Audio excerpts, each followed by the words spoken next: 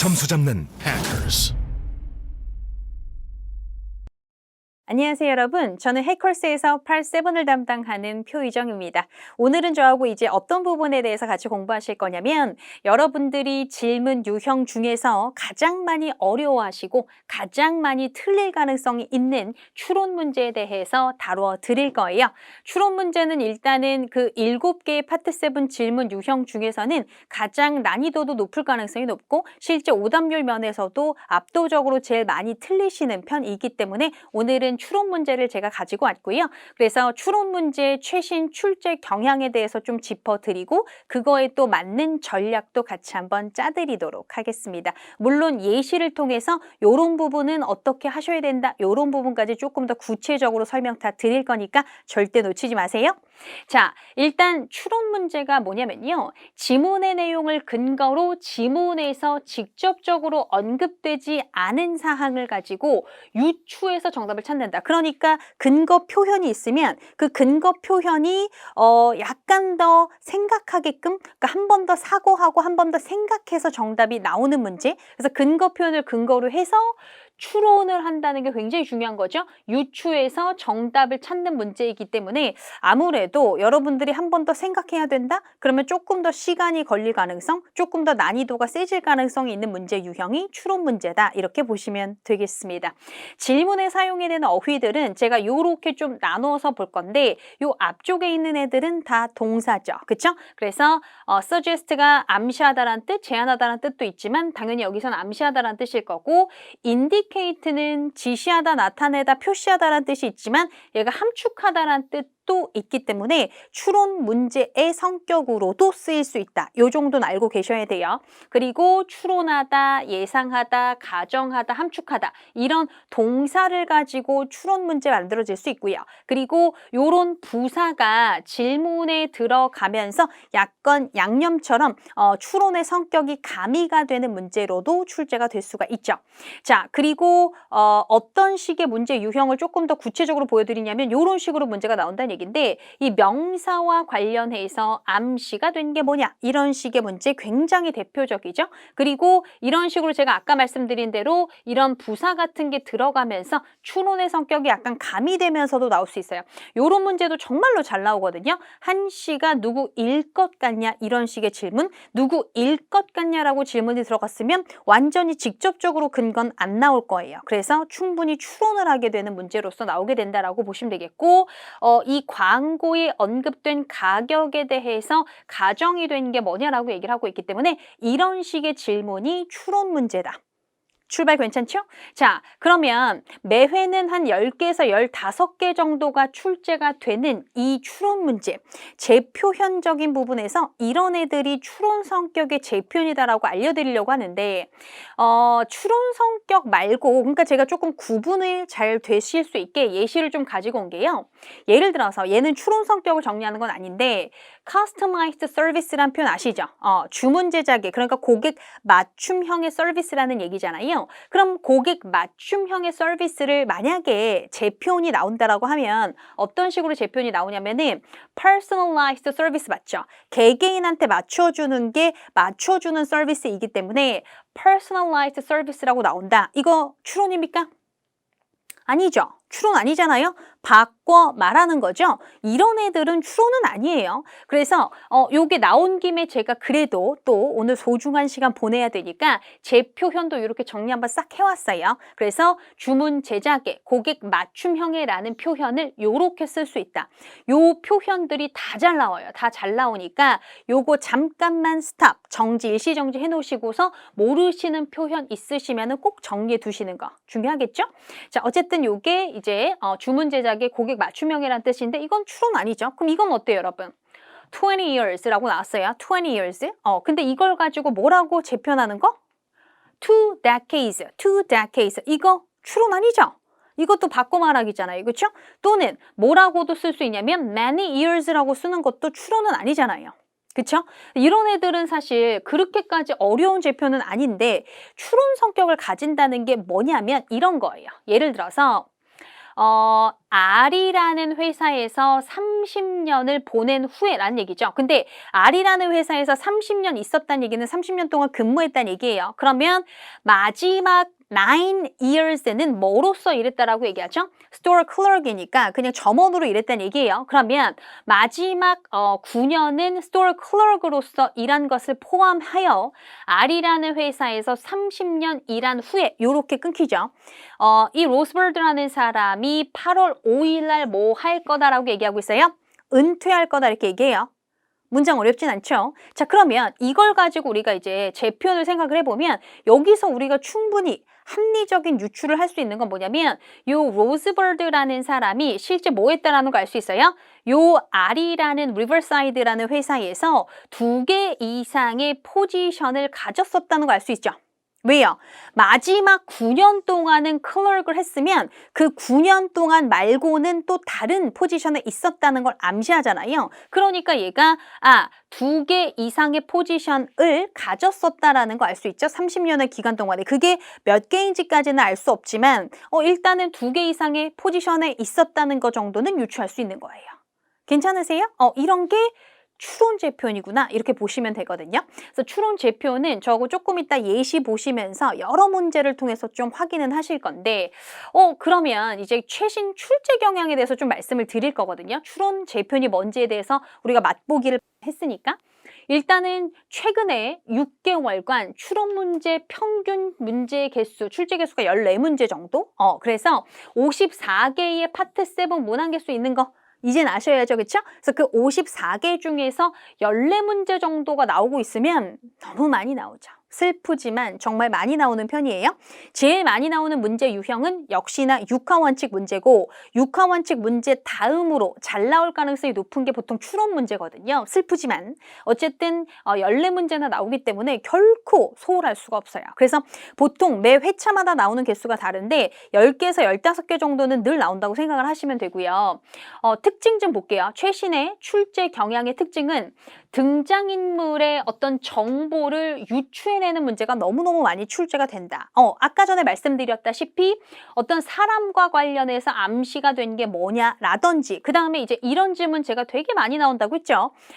이 사람이 누구일 것 같아 라고 물어본다든지 아니면은 요 지문에 써있는 writers 그러니까 그 지문에 등장하는 대화자들이 어디서 일하는 것 같아 라든지 이런 식으로 등장인물의 정보를 추론하는 문제가 많이 출제가 되기 때문에 요런 문제 잘 맞추시도록 제가 조금 이따 전략자 드릴 거고 그리고 역시 논리력이 필요한 추론 문제는 계속해서 출제가 돼요. 이거는 비단 최신의 출제 경향만은 아니겠죠. 왜냐하면 추론의 성격 자체가 논리력이 필요한 게 기본이기 때문에 그래서 논리력에 대한 보강은 계속해서 필요하다. 이렇게 보시면 되겠죠. 그래서 절대 추론에서 뭐를 하시면 안 되냐면 과대 추론을 절대로 하시면 안 돼요. 과대 추론이라는 게 뭐냐면 그야말로 약간의 상상을 보태가지고 재표현이 된다라고 착각하는 거거든요. 뭐 예를 들어서 제가 이해되기 쉽게 아까 봤던 그 문장 아니에요? 그쵸? 아까 봤던 그 문장에서 우리가 요거는 유추가 된다고 했죠. 이 로스버드라는 사람이 리버사이드라는 회사에서 2개 이상의 직업을 가졌었다, 포지션을 가졌었다는 건 아실 수 있지만 요거 재표현 어떻죠? 로스버드라는 사람이 리버사이드에서 다양한 포지션을 가졌었다. 라는 것까지는 재표현이 되지 않죠. 왜냐하면 various positions라는 것은 굉장히 좀 다양한이라는 뜻으로 가지게 되는 건데 만약에 이 사람이 마지막 9년은 store clerk으로 일을 했고 나머지 21년은 특정 한 직책에만 있었으면 그건 various 하지는 않잖아요. 이해 가세요? 그래서 실제 2개 이상의 포지션은 가졌다라고 재표현될 수는 있지만 various positions를 가졌다라는 것까지는 유추가 되지 않아요. 이해 가세요? 그래서 그런 게 과대 추론, 약간 상상을 보태가지고 과대 추론하시면 안 되겠다. 괜찮으십니까? 자, 그리고 마지막으로 추론 성격을 가지는 연계형 문제가 전체 출제가 되는 연계형 문제 중에서 한 반 정도, 50% 정도의 퍼센티지로 출제가 되고 있다. 여러분, 연계형 문제라는 게 뭐예요? 제가 지금 여기 이렇게 플러스라고 써놓은 것처럼 이렇게 2개의 지문이나 3개의 지문이 연결되는 지문에서 문제가 딱 나왔는데 한 개의 지문만으로는 근거가 잡히지가 않아요. 한 개의 지문에서 약간 불충분한 근거를 줍니다. 완전 정보를 주지 않는다는 얘기죠. 불충분한 근거를 가지고 다른 지문에 가서 연결시켜서 정답이 나오게 되는 문제를 보통 우리가 연계형 문제라고 하고, 연계형 문제는 보통 매 회차당 한 8개에서 10개 정도가 출제가 되는데 그 중에서 한 반 정도 개수가 추론 성격을 가지는 문제로 출제가 되고 있다는 얘기거든요. 그래서 요 추론 성격의 연계형 문제도 잘 푸셔야지 역시 고득점 가실 수 있겠다. 그래서요, 전체 지문의 이해도가 높으신 분들이 보통 이런 추론 성격의 연계형 문제를 잘 맞출 수가 있어요. 왜냐하면 보통 추론 성격의 연계형 문제면 보기가 문장형으로 나오는 경우가 굉장히 많단 말이죠. 그럼 보기가 문장형으로 나온다는 거는 한 문장 자체를 두 지문의 정보를 합쳐서 한 문장을 유추할 수 있어야 된다는 얘기이기 때문에 전체 지문의 이해도가 높지 않으면 한 문장 자체를 자연스럽게 추론해내기는 당연히 어렵겠죠. 그래서 요렇게까지 3가지 포인트 좀 잡아 드립니다. 자, 그럼 우리가 이제 구체적인 좀 예시를 보셔야지 여러분 것을 만드실 수 있기 때문에 제가 좀 구체적 예시를 통해서 여러분과 같이 한번 공부를 해볼 건데, 일단 제가 아까 전에 말씀드렸다시피 특정 인물의 직업이나 직책, 속한 부서 같은 거 묻는 문제 잘 낸다 그랬죠? 추론 문제로. 그래서 이런 애들은 보통 근거 자체가 지문에 하는 일이나 하는 작업을 언급하면서 그걸 통해 충분히 유추할 수 있게끔 낸다. 이렇게 보시면 돼요. 뭐 예를 들어서 이런 예시 한번 보실까요? 해리하고 파크라는 사람이 등장을 해요. 그럼 우리가 요 해리라는 사람하고 파크라는 사람의 직업이 뭔지 유추를 한번 해볼까요? 그래서 일단 이렇게 제가 만들어 왔어요. 그러면 일단 이렇게 들어가죠. 해리가 커버했다. 뭐를 커버했냐면 파크라는 사람의 경력, 그 다음에 현재 하고 있는 어떤 작업, 그리고 솔로 쇼라는 게 굉장히 중요하잖아요. 근데 어디서의 솔로 쇼라는 게 굉장히 중요해 보이죠? 갤러리, 미술관에서의 솔로 쇼. 그러면 요 미술관, 이 B라는 미술관에서 지금 파크라는 사람의 어떤 작품이 뭐가 되고 있는 상황이다? 전시가 되고 있는 상황이다라고 보실 수가 있는 거거든요. 그러면 이 파크라는 사람이 누구겠다라고 충분히 예상하실 수 있냐면 아티스트겠다 정도 예상하실 수 있고요. 그리고 요 파크와 관련된 소식을 이 해리라는 사람이 이미 메인 아티클에서 뭐 했다라는 게 굉장히 중요합니까? cover, 보도했다라는 얘기 아니겠어요? 그쵸?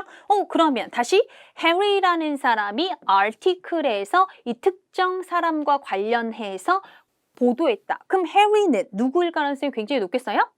reporter, 기자일 가능성이 굉장히 높겠죠? 요 정도로 하는 일, 하는 작업 같은 걸 통해서 이 사람이 어떤 직업을 가졌거나 어떤 직책을 가지고 있거나 어떤 부서에 속했겠다 이런 걸 충분히 좀 유추할 수 있게끔 낸다는 얘기거든요. 자, 그리고 리포터가 기자잖아요. 기자의 제표현 저널리스트 정도까지는 알고 계셔야 되겠다. 자, 그러면 예시 하나 더 보고 갈게요. 자, 봤더니 지금 A라는 사람에 대해서 얘가 누굴 것 같아? A가 누군지 봤더니 얘가 이제 I잖아요. 그렇죠? I라고 쓰는 습관 기본이고요. 자, 이렇게 시작을 해요. 그럼 나와 관련해서 내가 누굴지를 유추하셔야 된다는 것을 기준으로 잡고, 네가 지난번에 설치해줬던 그 프린터가 is working fine 뭐 한대요? 굉장히 작동이 잘 돼 이렇게 얘기하고 있죠. 근데 그 컴퓨터에 스캔 뜨는 펑션이 있잖아. 오늘 아침에 보니까 제대로 작동하는 걸 멈췄다는 얘기는 제대로 작동 안 한다는 얘기죠. 그래서 더 자세히 얘기를 하자면 그 스캔 뜬 이미지의 폴더가 만들어낸다 에러 메시지를 내가 열려고 할 때마다, 그래서 내가 그 스캔 뜬 이미지를 쓸 수가 없다라고 얘기하는 거 보이세요? 뭐 하기 위해서? 요거 잘 보셔야 돼요. 뭐 하기 위해서 to create designs for our client가 굉장히 핵심이죠. 내가 그래서 그 스캔된 이미지를 쓸 수가 없어. 우리 고객을 위해서 디자이닝을 해야 되는데 이렇게 얘기하고 있어요. 그러면 이 사람은 뭔가 스캔된 이미지를 가지고 디자이닝을 하는 직업을 가지고 있는 사람일 가능성이 높다는 걸 유추하실 수가 있어서 실제 이런 도형이나 사진 아니면 이미지 같은 걸 통해서 디자이닝하는 사람의 직업군을 우리가 뭐라고 하냐면 a graphic designer or a graphic artist 이런 식으로 표현을 하잖아요. 그래서 정답은 뭐다? A번 이런 식으로 갈 수 있는 거죠. 이해 가십니까? 자, 이제 세 번째로는 과대 추론하시면 안 되는 거 설명 좀 드릴 거예요. 자, 이거 보시면은 지금 뭐가 나오냐면 이렇게 들어가죠. 우리 지금 이 패시지에 나온 두 회사에 대해서 암시가 된 게 뭐냐라는 질문인 건데 여기 우리 펜타지아 인테리어 디자인 업체는 이게 이제 우리 업체인 거예요. 우리 업체. 그쵸? 우리 업체인 펜타지아 인테리어 디자인 업체가 비즈니스를 계속 해왔다고 얘기하죠. 누구하고? 너네 회사인 레이쇼얼 컨스트럭션. 레이쇼얼 컨스트럭션이면 이제 건설사 정도라고 보시면 되겠는데 그러니까 우리 인테리어 디자인 업체하고 니네 건설사하고 같이 일 잘 해왔지? 이렇게 가는 거거든요. 그러면서 뭐를 동의해줘서 고맙냐면 너네 로비에 우리 브로셔를 디스플레이 해주는 거 동의해줘서 고마워. 그리고 우리는 원래 항상 진열에 왔잖니 보이세요? 뭐에 대해서?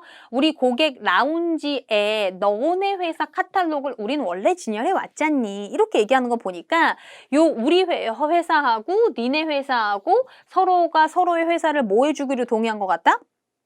그쵸?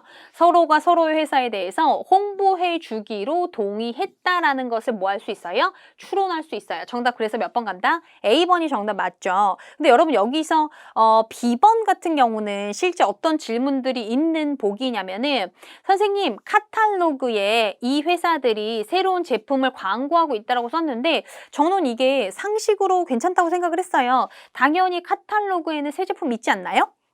는 과대 추론이죠. 왜냐하면 카탈로그에는 보통 제품의 목록이나 서비스의 목록이 있는 건 맞지만 늘 새 제품이 있는지는 정말 알 수 없죠. 그쵸? 왜냐면 어떤 회사 같은 경우가 있을 수 있겠냐면 그냥 제품 하나 개발해 놓고 새 제품은 개발하지 않고 그냥 기존에 팔았던 제품만 계속 파는 업체도 카탈로그가 있을 수 있잖아요. 그러니까 새 제품을 실제 카탈로그에 광고하고 있는지는 전혀 알 수가 없어요. 추론 자체가 과대 추론이라는 얘기고 하나 더 말씀드릴 건 이 업체가 우리 업체가 인테리어 디자인 업체였었고 니네 업체가 레이쇼얼 컨스트럭션이라는 회사였다라고 하면은 실질적으로 얘네가 뭔가 제조하거나 판매하는 제품 자체가 카탈로그에 실려 있는지도 알 수가 없죠. 정말로 서비스만 제공하는 업체로서 왜냐면 인테리어 업체나 건설사는 서비스만 제공하는 업체일 가능성도 있잖아요. 그렇다 보니까 실질적으로 카탈로그에 제품이 실려 있는지까지도 알 수는 없는 거죠. 그래서 B번 같은 보기가 완전한 과대 추론의 보기다 이렇게 보시면 되겠습니다. 되셨어요? 자, 그리고 이제 연계형 문제 제가 아까 말씀드린 거 있잖아요. 추론 성격을 가지는 연계형 문제가 굉장히 많이 나온다라고 말씀드린 게 이제 어떤 걸 뜻하는 건지에 대해서 좀 말씀을 드리려고요. 보시면 예를 들어서 이래요. 가정된 상황이면 예를 들어서 업체가 고객한테 편지 씁니다. 고객님께서 만약에 이벤트 시작 전 3일 이내에 그러니까 되게 촉박한 거잖아요. 그 3일 이내에 선택한 메뉴를 변경하시게 되면 20%를 더 내셔야 된다 이렇게 나오는 거예요. 그러면 그렇게 지금 나와 있는데 지금 고객이 이벤트 2일 전에 편지를 씁니다. 메뉴 변경하고 싶어요. 추론해볼까요? 그러면 고객이 추가로 20불을 낼 것이다라고 뭐 하는 겁니까? 추론하는 거죠. 이런 게 추론 성격의 연경 문제인 거거든요. 자, 하나 더요. 변경사항 보시면 한 달간 공사로 A 도로를 이용하실 수 없어요라는 공지가 빵 하고 떴어요. 근데 두 번째 지문에 강제적으로 그 도로가 폐쇄된 2달 동안 이렇게 나오네요. 분명히 공지글에서는 한 달 동안의 공사가 있어서 이용 못한다라고 얘기를 했는데 두 번째 지문을 봤더니 강제적으로 그 도로가 폐쇄된 2달 동안이라고 얘기했으면 뭐를 충분히 우리가 유추할 수 있냐면 그 공사가 예정된 것보다 더 길어졌다라고 추론할 수 있어요. 됐습니까? 요런 식의 연계형 문제가 바로 추론 성격의 연계형 문제예요.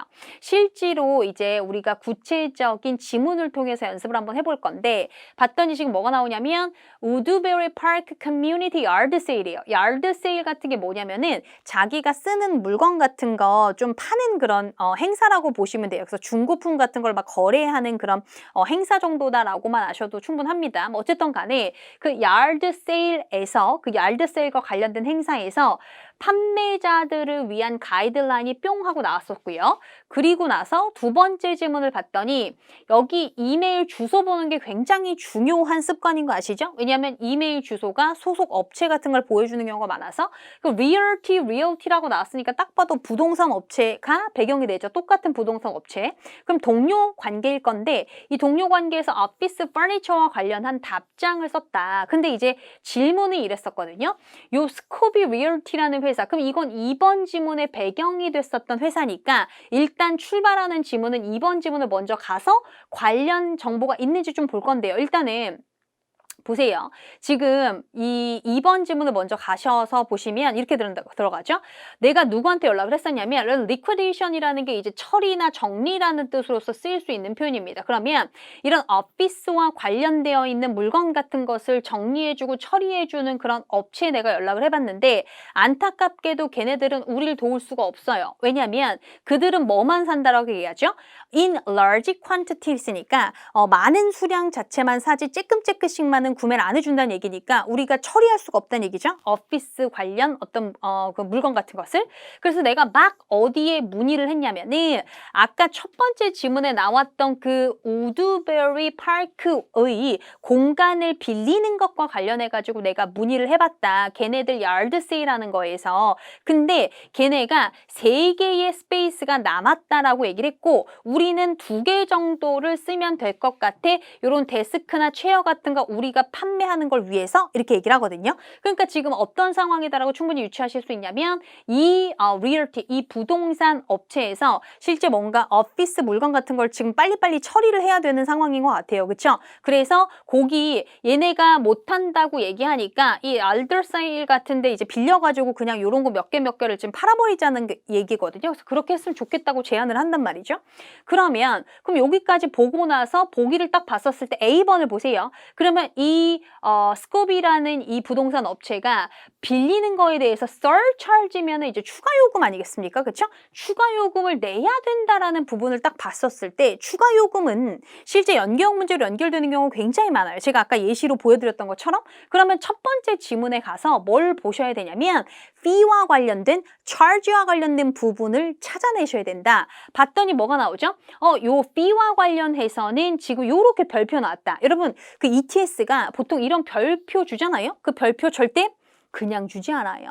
이게 보통 근거가 되는 경우가 정말 많아요. 요렇게 바로바로 연결하시라는 얘기고 이 sellers가 판매하는 사람이 부스를 빌리는 비용 자체가 한 공간, 2개의 공간, 3개의 공간이 다 가격이 다르다라는 걸 일단 확인을 하시고 그리고 $10를 네가 추가로 내야 된다라고 얘기하죠. 왜? 네가 만약에 데드라인이 지난 후에 예약을 하게 되면 이렇게 얘기하는 거 확인하실 수 있죠. 근데 데드라인이 언제입니까? 데드라인이 8월 9일이다라는 거 확인하실 수 있단 말이죠. 그럼 빠르게 뭘 찾으시면 돼요? 지금 8월 9일 날이 데드라인인데 얘가 8월 22일 날 이메일 쓰면서 내가 막 물어봤다라고 하니까 당연히 데드라인 지나가지고 빌릴 가능성이 굉장히 높다는 얘기죠. 그럼 뭐 할 가능성이 굉장히 높다는 거 아실 수 있어요? 빌리는 공간에 대해서 surcharge를 낼 가능성이 높다는 건 추론하실 수 있는 거죠. 괜찮으세요? 이런 식의 문장형 추론 문제, 전체적인 지문의 이해도를 가지고서 푸실 수 있다는 얘기고요.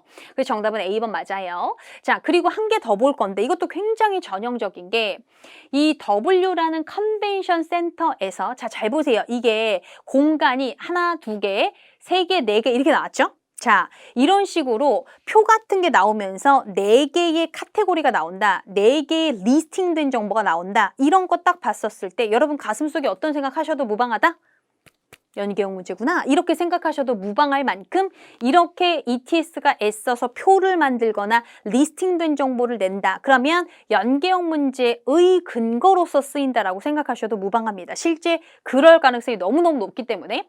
그러면 두 번째 지문은 뭐였냐면은 이 home furnishing trade show가 많은 사람들을 끌어모은다라는 얘기 아니겠어요? 끌어모았다 뭐 이렇게 해석을 하시면 되는데 그럼 뭔가 트레이드 쇼 같은 경우는 박람회 같은 거 얘기를 한다라고 생각을 하시면 돼서 이 홈 퍼니싱과 관련된 박람회가 많은 그 사람들을 끌어모았다 뭐 이런 얘기가 되겠죠. 그러면 요게 문제를 볼게요. 문제 보시면 요 홈 퍼니싱 트레이드 쇼가 어디서 열리는 것 같아 라고 얘기하는 거 보이세요? 그럼 분명히 여기 나와 있는 이 네 가지가 뭐다? 아까 그 표에 나와 있던 장소이기 때문에 분명히 두 번째 지문에 가서 정보를 좁혀다가 1번 지문의 해당 사항을 보셔야 된다. 그러면 두 번째 지문을 봤더니 요 트레이드 쇼가 시작이 됐다라고 하면서 7,000명 넘는 사람들이 뭐 했다? 나타났다라고 얘기하고 있죠. 어제 오프닝 데이였는데 7,000명 넘는 사람이 왔다. 굉장한 규모다라는 걸 일단 아실 수 있고 그러면서 지금 900개의 벤더가 참여한 거 보니까 엄청나죠 규모가. 아까 900개의 업체들이 참여한 거고 지금 여기 그걸 보러 온 사람이 7,000명이 넘었다는 얘기 아니겠어요? 그러면 요 성격의 이벤트가 열릴 만한 장소를 이 네 개를 보면서 비교하시면 되는데 여기서 2라는 홀을 갔더니 뭐를 위해서 너무나 좋은 장소라고 얘기하죠? 트레이드 페어에서 동공이 마구 흔들려야죠. 그렇죠? 그래서 이런 박람회 같은 거에 large 이벤트를 위해서 굉장히 완벽한 장소고 여기서 1,500명까지도 수용이 가능하다라고 얘기하는 거 확인하실 수 있어요. 그래서 1,500개의 회사나 벤더를 수용할 수 있다. 아까 분명히 900개의 벤더가 있다고 얘기를 했으니까 충분히 이 공간 이용할 수 있겠다라고 예상하실 수 있고 왜 지금 얘는 안 되냐면요. 얘는 안 되잖아요. 지금 뭐 때문에 조그만 행사를 위해서 열릴 수 있는 공간에다가 뭐 할 수 있는 거? 시상식을 한다거나 뭐 발표하는 행사니까 지금 트레이드 페어 아니죠. 게다가 게스트도 500명밖에 안 되니까 이건 아닐 거다. 세 번째도 아닐 거는 왜냐면 여기서 뭐 할 수 있다? 컨퍼런스나 세미나용이다라고 얘기했죠? 아까 박람회용이다라는 것이니까 박람회에 해당 사항 없으니까 안 된다는 거 아실 수 있고 얘 같은 경우도 여러분 뱅퀴트홀 보는 순간 아니라는 생각 드셨죠? 왜냐면 뱅퀴트홀 왜 여러분 결혼식 같은 거 가시면 뱅퀴트홀 찾으시잖아요? 연회장이에요. 뭔가 식사가 같이 이루어지는 장소이기 때문에 여기서도 역시 해당 사항 없다. 그래서 뭔가 회사의 연회라든지 이런 것을 할 수 있는 공간이다. 그러면서 모두 가능하다. 여기에서 케이터링이 가능한 식사 같은 것도 이제 먹을 수 있다라고 얘기를 했기 때문에 뱅퀴도 아니죠. 그러면 여기 아까 봤던 요 2라는 홀이 트레이드 페어 같은 아주 큰 행사를 위해서 굉장히 적합하고 벤더 같은 그 사람들이 다 수용이 되는 공간은 2라는 홀이니까 정답 몇 번 가시면 되겠어요? A번 정답 이렇게 가시면 된다는 얘기죠. 너무 전형적으로 이런 식의 연계형 문제 굉장히 많이 나오고 여러분 요거 지금 제가 해설 드렸지만 그렇게 많이 어렵진 않아요. 그쵸? 그래서 이런 식의 연계형 문제는 자주자주 접하시면은 이거 우리 표쌤이 얘기했던 연계형 문제의 한계가 킁킁 이렇게 느끼실 수 있다는 얘기예요. 되셨습니까? 좋아요. 그리고 제가 이제 또 뭐까지 이제 마무리로 꼭 말씀을 드려야 되냐면 그럼 추론 문제의 고득점 필수 전략을 또 얘기해야지 되겠죠. 그래서 일단 보시면 제가 이렇게 1번 써놨어요. 정확한 추론은 정확한 뭐에서 나옵니까? 해석에서 나오죠. 내가 추론을 정확히 하기 위해서는 해석 자체에 오류가 없어야지 정확한 추론이 가능한 건 너무나 중요한 출발점이다. 그렇죠? 그래서 정확히 해석을 하시는 거. 그래서 뭐가 너무나 기본적 베이스에 깔리는 거죠? 독해력과 어휘력이 기본적인 베이스로 깔린다는 거는 제가 당연히 강조 안 해도 아시죠? 오케이. 그리고 반드시 제가 아까 얘기한 거 다시 한번 강조한 거예요. 추론 문제 부분이기 때문에 논리적 추론을 해야 한다. 과대 추론하지 않는다. 그렇죠? 그리고 어려운 헷갈리는 보기를 가지고 있는 추론 문제는 반드시 뭘로 푼다라는 게 핵심이에요? 속어법으로 푸신다. 왜 속어법으로 푸냐면 그야말로 헷갈리기 때문에 얘가 얘로 재편이 된다는 확신이 막 들어요. 뭐 예를 들어서 아까 20 years라고 나왔는데 보기에다가 2 decades라고 나오면 의심의 여지가 없죠. 그러면 정답 하면서 넘어가시는 과감성이 전략이지만 실제로 어려운 헷갈리는 추론 문제의 보기 얘가 얘로 재편이 되냐라는 확신이 만약에 없으시다면 확신이 없으시면 반드시 속어법으로 푸셔야지 실수하지 않으세요. 아시겠죠? 그래서 그렇게. 그래서 제가 마지막 예시로서는 정확한 해석이 필요한 예시를 알려드리고 이제 수업을 마무리를 해볼 건데요. 여러분 요거 지금 역시 일시정지 잠깐 해놓으시고 요 문장을 읽으시고 A하고 B 중에서 사실인 정보로 유추 가능한 거 생각해 보시면 돼요. 네, 생각해 보셨죠? 일단 보시면은 이렇게 들어가죠? 얘 어떻게 해석이 들어가야 되냐면은 여러분 지금 replace라는 동사가 나왔는데 구조가 이러합니다. 자, A replace B as C. 지금 요렇게요. A replaced B. 그쵸? as C. 요런 구조란 얘기예요. 그죠? 그럼 이거 어떻게 해석이 들어가냐면 A가 B를 대신하여 C하다 이렇게 해석 들어가셔야 되는 구문입니다. 정확히 해석이 필요해요. A가 B를 대신하여 C하다. 그럼 이걸 해석을, 그러니까 예시를 좀 보여드리면 요거 어때요?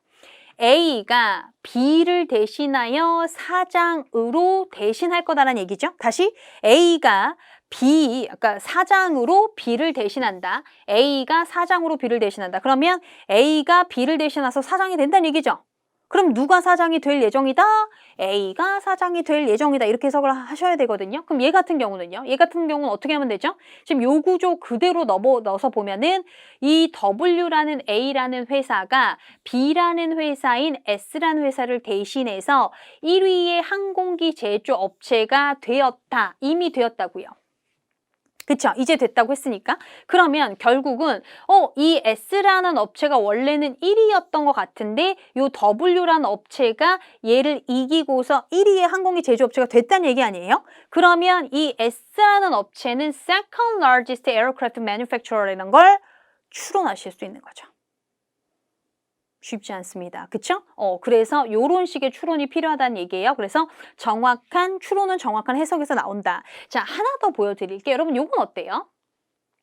제가 아까 보여드렸던 거하고 비슷한 문장이지만 지금 is expected to로 바뀌었어요. 그러면 다시 해석을 해보면 W라는 업체가 요 S라는 라이벌 회사를 2년 이내에 대체할 걸로 예상이 된다는 얘기잖아요. 그러면 예상이 된다는 얘기는 아직은 뭐 했다? 아직은 replace가 된 것이 아니다. 그럴 거다라고 아주 긍정적 예상을 하는 거잖아요. 그렇기 때문에 B로 재편되는 게 아니고 아직은 여전히 1위가 뭐다라는 암시성이 있는 거예요. 그렇죠? 이 S라는 회사가 가장 큰 회사다라는 암시성이 있는 거죠. 이해 가십니까? 요렇게까지 정확한 해석은 정확한 추론의 기반이 될 수밖에 없으니까 늘 정확한 해석을 하실 수 있게 정말 끊어읽기 연습, 직독직해라고 하죠. 직독직해 연습 잘 하셔야 되고 전체적인 지문의 흐름을 또 읽으면서 보실 수 있는 것이 또 파트 7의 핵심이기 때문에 그 부분도 꼭 여러분들이 전체적인 흐름을 쭉쭉 단락의 연결고리를 파악을 하시면서 읽어내는 게 너무나 중요합니다. 파트 7은 짧은 시간 내에 지문을 정확하게 파악할 수 있어야 하고 그 정확히 파악한 것에 기반해서도 추론 문제가 정확하게 맞춰질 수 있다라고 보시면 되겠죠. 그래서 제가 늘 여러분께 지겹지만 늘 말씀드리는 게 독해력과 어휘력이 같이 늘어야 돼요. 독해력과 어휘력이 같이 늘어야지 정말 지문을 정확하게 이해할 수 있고요. 그리고 그렇게 독해력과 어휘력을 늘린 상황에서 질문별 전략, 지문별 전략을 잘 알고 계시는 분들이 더 단기간에 고득점을 맞으실 수 있겠죠. 역시 양질의 문제 제공 전략을 함께 제시하는 해커스와 함께 해주시면 되겠습니다. 저는 여기까지고요. 다음번 강의에서 또 찾아뵙도록 할 거고 언제나 독해력과 어휘력을 늘리는 데 집중하시는 잔소리 또 마지막까지 할게요. 정말 여러분 한 개만 더 말씀드리면 독해력하고 어휘력은 정말로 쉽게 늘지가 않아요. 그래서 정말 꾸준하게 나 안 느는 것 같아 하고 포기해버리면 거기서 정말 끝나는 거거든요. 정말 꾸준하게 안 느는 것 같지만 독해력은 정말 조금씩 늘면서 그게 쌓이다 보면 어느 순간 팡 하고 독해력이 터지는 날이 있어요. 너무 기쁜 날이죠. 그때 그 날이 올 때까지 절대적으로 게을러지지 않고 해석 연습, 독해 연습 계속 하시는 거 잊지 않으셔야 되겠습니다. 저는 여기까지고요. 다음번 현장 강의나 인강에서 또 찾아뵙도록 하겠습니다. 여러분 수고하셨습니다.